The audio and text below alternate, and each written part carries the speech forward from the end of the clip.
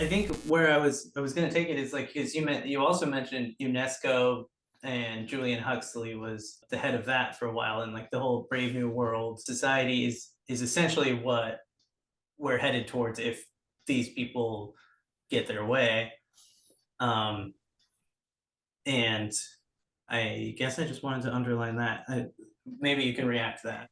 Yes. So the in order to sort of create the global workforce for the planned economy, you necessarily just have to, as you noted, treat human beings as basically biological androids, right? Basically, biological computers that you can program, right? And this entails the hardware and the software. So the hardware being the actual physiology, the genetics, etc., the brain chemistry, the nervous system, and then the software being sort of more of in the behavior sense. I guess it would just be it would be the nervous system, or at least the electrical signals, right? That are sent. And so you have sort of the physiological part of sort of the eugenics, right? And then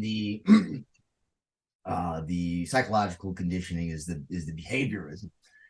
So in Brave New World, if you've read it any time recently, right, you'll see that, and I've taught it is for well over a decade, right? So when I teach my English 102 course, I use this. It's a research methods course, but I use this kind of as an entertaining way to introduce. Not well back then. I guess it would have been sci-fi themes, but they're not sci-fi, they're just science themes now, right? And so it gives them a little history. I'm like, we can go back to see where did these ideas start. You had this like really bizarre dystopian expression of this world that we're getting closer and closer to, and then so we use that as a launch pad for them to pick topics to write about, whether it be advancements in designer babies, or using the methods of operant conditioning through media, and these a lot of fun topics. But so we read most of the novel. We kind of skip the middle chapters where most of the kind of the plot focuses on Bernard and Lenin, but focus mainly on the first 5 chapters, which is like what I always call like the world building. Like, so you're getting the sense of the setting and the plot, right?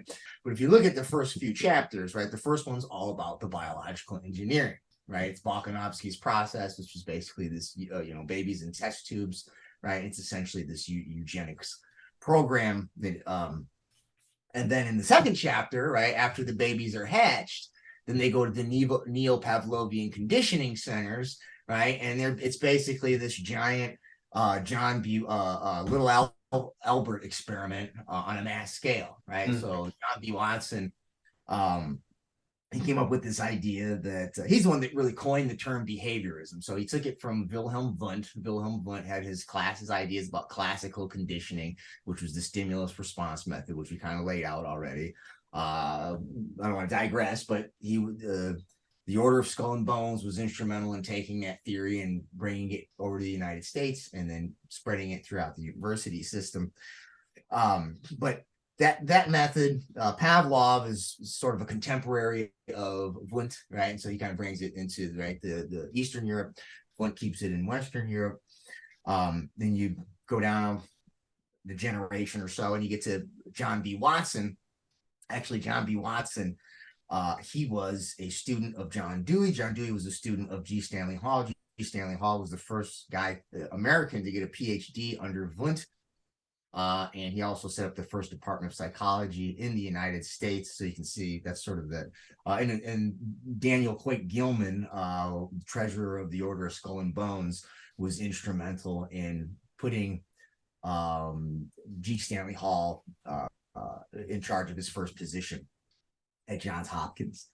And so go down, right? You go through G. Stanley Hall down to Dewey, to John B. Watson. John B. Watson came up with this little Albert experiment where they wanted to see if they could condition this little boy to be scared of rabbits. So every time they would bring a rabbit out, and first he was, he liked the rabbit, and then they would bang a hammer right? Loud noises and things like that to scare the child, so that the child would associate the rabbit stimulus with the fear of the loud bang, so that every time they saw the rabbit, they would be scared of it. And eventually, you could get anything that was white and furry, he would be scared of. And like, even if you just put a rabbit mask on, he would be scared of it. And I'm pretty sure they never deconditioned the child, so that's pretty horrific. Even if they did decondition him, it'd be pretty horrific.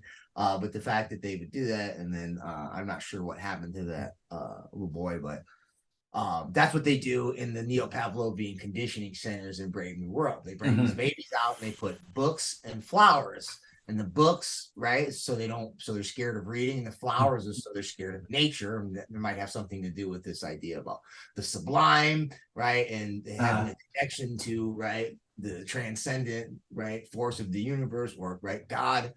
And so the babies would come out, and not only would they go boom, they like these loud explosive noises, but they would electrocute them on these. I think the floor was electrified, right? So that's so that's kind of a fictional representation of the two tracks that basically lead us to transhumanism.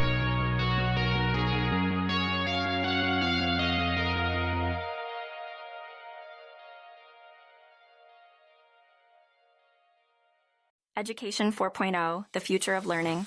Education 4.0 refers to the integration of advanced technologies and innovative teaching methods to enhance learning. It is driven by the concept of the fourth industrial revolution, characterized by digital technologies, automation, and data-driven decision-making.